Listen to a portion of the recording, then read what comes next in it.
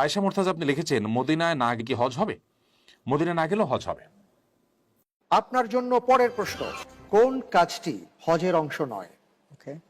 ক ইহরাম বাঁধা, খ মাথা মুন্ডানো, গ রাসূল সাল্লাল্লাহু আলাইহি ওয়াসাল্লামের কবর জিয়ারত করা, ঘ তাওয়াফ করা। হজের অংশ নয়, রাইট? জি। রাসূল সাল্লাল্লাহু আলাইহি ওয়াসাল্লামের কবর জিয়ারত করা। তাহলে এটা কি লক করে দেব? হ্যাঁ প্লিজ। ফ্রিজ করে দেওয়া হোক গ রাসূল সাল্লাল্লাহু আলাইহি ওয়াসাল্লামের কবর জিয়ারত করা। আপনি যে উত্তরটি দিয়েছেন, আপনার উত্তরটি সঠিক উত্তর। হজ অথবা উমরার সাথে রাসূল সাল্লাল্লাহু আলাইহি ওয়াসাল্লামের কবর জিয়ারতের কোনো সম্পর্ক নাই। রাসূল সাল্লাল্লাহু আলাইহি ওয়াসাল্লামের কবর জিয়ারত করার ফজিলত সংক্রান্ত কোনো সহিহ হাদিসও নাই। জরুরিভাবে যা বলতে চেয়েছি সেটা হলো এই, হাজিকে হজ করতে গিয়ে মদিনায় যেতে হবে এরকম কোন বিধান আল্লাহ রাসূল বলেননি। মদিনায় কোনো কাজ নেই, একদিনও যাবে না মদিনায়। এখন সে বলছে মদিনা শরীফ যাওয়া হজের অংশ না। উনি আমাকে বলছেন আপনি একটা দলিল দেন যে মদিনা শরীফে যাওয়া হজের অংশ। Tell me something which can prove that going to Medina is part of your hajj, part of your hajj. আমি অনেকক্ষণ চুপ থেকে বলতেছি, হাই খোদা, মদিনা শরীফ এটা হজের অংশ, এটা আপনাকে কে বলেছে? কই যে আপনি বলছেন? আমি বলি নাই। পৃথিবীর কোন মায়ের ছেলে বলতে পারবে না মদিনা শরীফে যাওয়া হজের অংশ। হজ তো আমলের নাম। আরে বেটা, মদিনা শরীফ যাওয়া তো ঈমানের অংশ। তুমি এত নিচে নামাচ্ছ কেন সেটাকে? মদিনা শরীফে যাওয়া সেটা তোমার ঈমানের অংশ, হজের অংশ হবে কেন? হজ কি? হজ হচ্ছে আদম আলাইহিস সালাম এক জায়গায় দিয়েছে, আপনিও যাবেন। হাজরা আলাইহিস সালাম এক জায়গায় দৌড়াদৌড়ি করেছেন, আপনিও দৌড়াদৌড়ি করবেন। ইসমাইল আলাইহিস সালাম শয়তানকে পাথর নিক্ষেপ করেছেন, আপনিও গিয়ে মেটাফরিক্যালি পাথর নিক্ষেপ করবেন। This is all about commemoration of the act of the pious people. আপনি সব জায়গার মধ্যে সেলিব্রেশন করছেন। You are celebrating, you are commemorating of the act which has been performed by the pious people of Allah Almighty, by the messenger and by the prophets of Allah Almighty.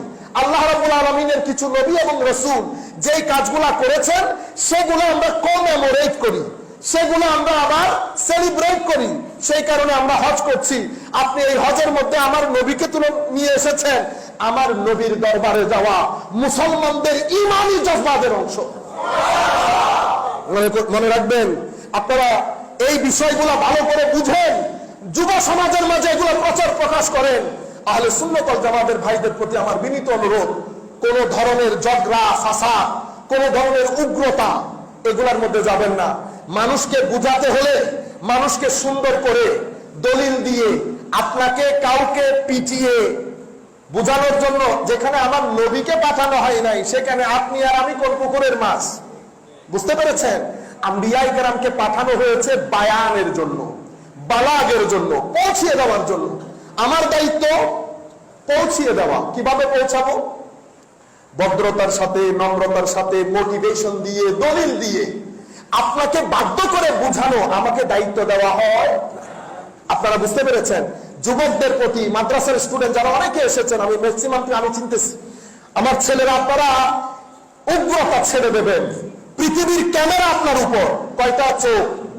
আমাদের মুরব্বিয়ানে কেরাম বলতেন আগের যুগের ওয়াজ অনেক সহজ ছিল, আগের যুগে বক্তব্য অনেক সহজ, ক্যামেরা ছিল না, কোনো কিছু ছিল না, যা ইচ্ছা বলে চলে গেছেন। এখন তো আপনার প্রত্যেকটা শব্দ মনিটর করা হয়। কয়টা চোখ?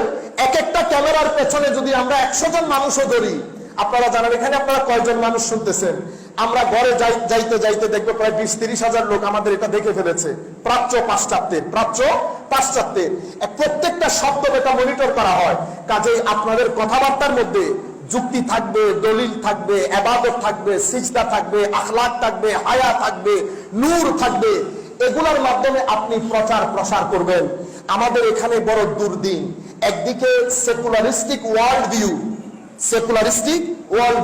মডার্নিস্টিক world view, atheistic world view, আর আরেকদিকে আমাদের ধর্মের দাওয়াতের নাম দিয়ে উগ্রবাদিতার প্রচার, ধর্মের দাওয়াতের নাম দিয়ে উগ্রবাদিতার প্রচার, যেখানে আমার নবী সাল্লাল্লাহু আলাইহি ওয়াসাল্লামের শানকে খাটো করা হয়, যেখানে আমার নবীর সুন্নতকে ইসলামী শরীয়তের কোনো বিধান বলে মনে করা হয় না, যেখানে আমার নবী সাল্লাল্লাহু আলাইহি ওয়াসাল্লামকে শেষ নবী মনে করা হয় না, যেখানে আমার নবীর দেওয়া ফিকহে ইসলামীকে ইসলামের কোনো জিনিস বলে মাযহাব মিল্লাতকে না করা হয়, এই সব কিছুর টার্গেট দাওয়াতের নাম দিয়ে আমার নবীকে টার্গেট করা হয়েছে।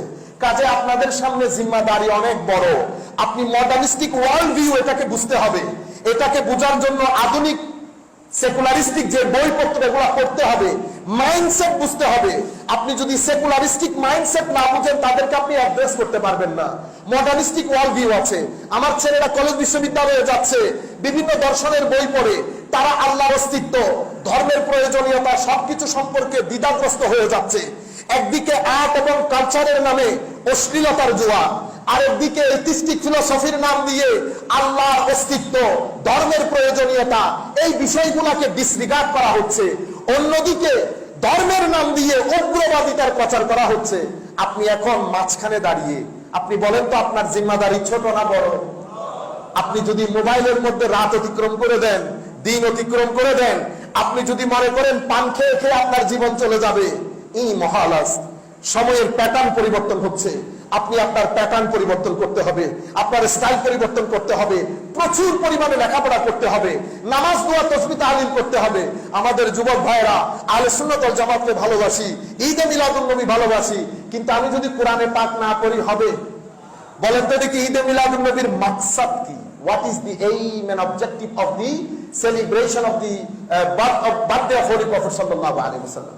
ঈদে মিলাদুন নবীর সেলিব্রেশনের মাকসাদ হচ্ছে নতুন প্রজন্মের কাছে আমার নবীর মহব্বতকে তুলে ধরা, নতুন প্রজন্মকে আমার নবীর সিরত, আমার নবীর আখলাকের সাথে রিকানেক্ট করা, নতুন প্রজন্মকে আমার নবীর সিরতের সাথে, আমার নবীর সুন্নতের সাথে, আমার নবীর আখলাকের সাথে, ব্যক্তি জীবনে আমার নবী কেমন ছিলেন, প্রতিবেশীর সাথে কেমন ছিলেন, আমার নবীর সর্বসাকুল্যে সুন্নত কেমন ছিল, এই বিষয়টাকে নতুন প্রজন্মের সাথে কানেক্ট করে দেওয়া। আমার নবী সাল্লাল্লাহু আলাইহি ওয়াসাল্লাম সাহাবায়ে কেরামের সাথে আমার নবীর সম্পর্ক কেমন, সাহাবায়ে কেরাম আমার নবীর সাথে কিভাবে বিহেভ করতেন, সাহাবায়ে কেরামের সুন্নত কেমন ছিল, আমাদের সালফে সালেহিনের উম্মত কেমন ছিল, এই বিষয়টা নতুন প্রজন্মের কাছে তুলে ধরা, এটা মনে করতে পারেন ঈদে মিলাদুন নবীর বৈশিষ্ট্য এবং মাকসাদ।